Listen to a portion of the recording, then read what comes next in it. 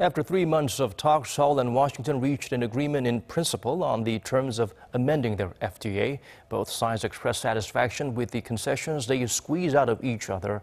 Our Kim Hyesung outlines some of the key changes for us.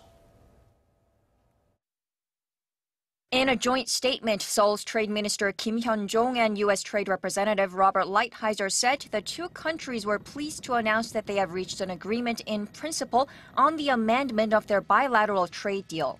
The statement released Wednesday night local time said the agreement addresses issues on investment, tariffs, automobiles, customs, and trade remedies. Seoul has agreed to lift some of its safety and environmental regulations and will allow U.S. automakers to ship Korea up to 50,000 vehicles each, up from 25,000 previously. Tariffs imposed on Korean pickup trucks exported to the U.S. will be extended by 20 years to 2041. South Korea, on the other hand, secured revisions to the investor-state dispute settlement clause, and the two sides also agreed to improve the transparency of the trade dispute settlement process, which covers issues like anti-dumping duties. But as South Korea's trade minister mentioned at a press conference Monday, there is no further opening of Korea's agricultural market or the mandatory use of U.S. auto parts.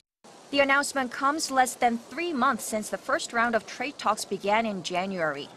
In the joint statement, Seoul and Washington said the agreement represents an important progress in improving Korea-U.S. trade and economic relations based on their strong and enduring security relationship. As well as the FTA amendment, there's an agreement on exempting South Korea from the Trump administration's 25% steel tariff measures.